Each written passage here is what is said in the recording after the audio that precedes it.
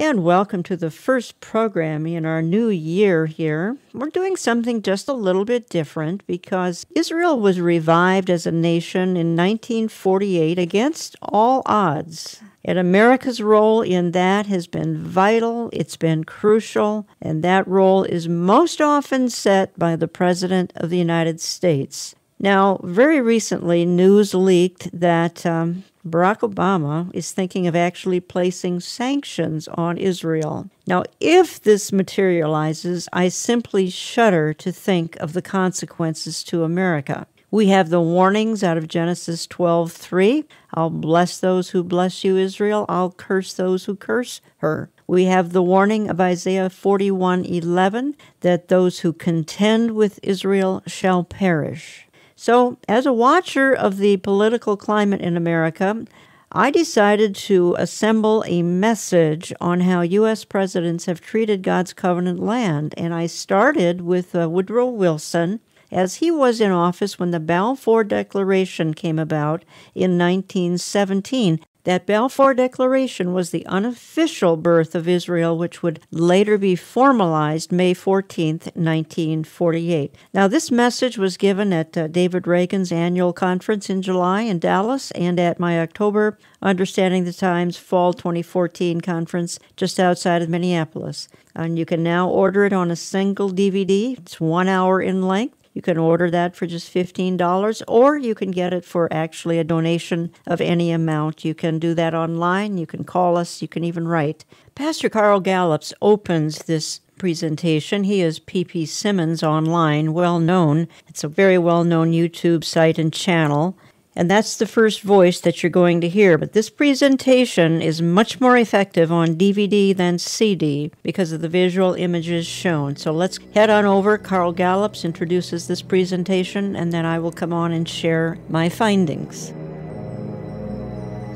On October the 30th, 1991, as President George H.W. Bush is opening the Madrid Conference to consider land for peace in Israel's Middle East role, an impending perfect storm travels 1,000 miles from east to west instead of the normal west to east pattern and crashes into the New England coast. 35-foot waves crash into the Kennebunkport home of President Bush.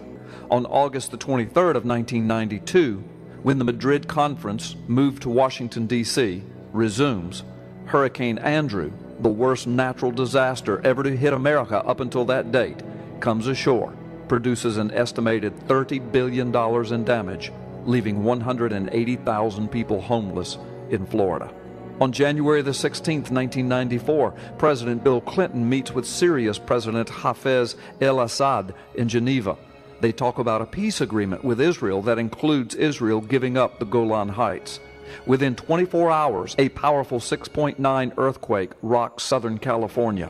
This quake, centered in Northridge, becomes the second most destructive natural disaster to hit the United States, behind Hurricane Andrew.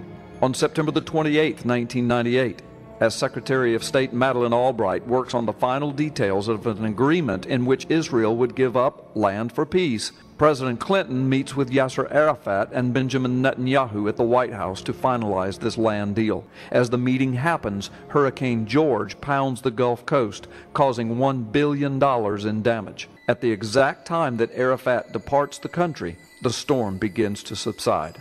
On November the 30th, 1998, Yasser Arafat comes to Washington again to meet with President Clinton to raise money for a Palestinian state with Jerusalem as its capital.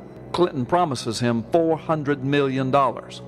And on the same day, the Dow Jones average drops 216 points, and on December the 1st, a few days later, the European market had its third worst day in history. Hundreds of billions of dollars of market capitalization were wiped out in the United States and Europe within 3 days. On June the 28th, 2001, the Palestinian leader Yasser Arafat achieves a stunning diplomatic coup when he wins the support of the United States for a monitoring force to oversee a Middle East ceasefire. In the months of July and August of 2001, Israel advances several raids into the West Bank in order to stem the tide of increasing violence against Israel. The United States and Great Britain consistently, strongly, and publicly condemn Israel's actions. On September the 10th, 2001, Time magazine announces that Ariel Sharon is under immense pressure.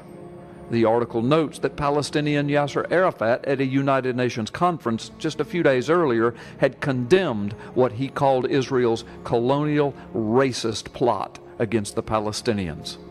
On September the 11th, 2001, the first and largest attack on the U.S. mainland occurs, killing over 3,000 innocent U.S. civilians, carried out by Arab terrorists, the mirror of what Israel had been fighting for decades.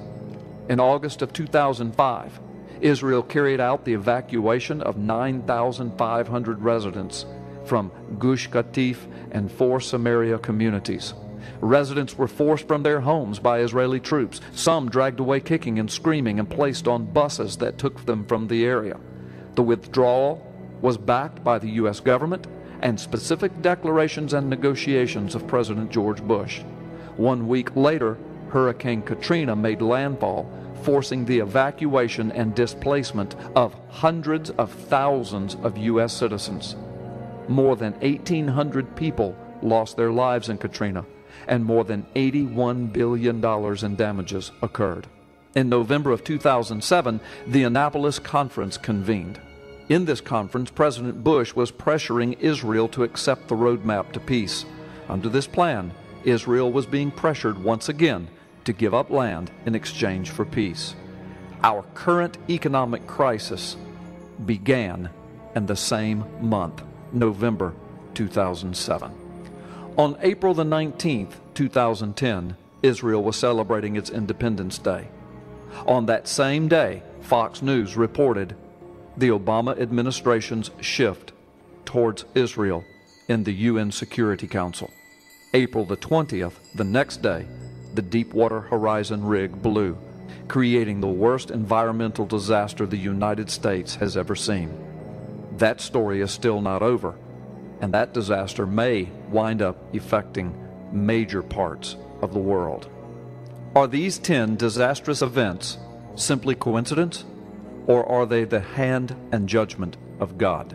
And if they are the hand and judgment of God, what judgments are yet to come as we continue to turn our back on Israel?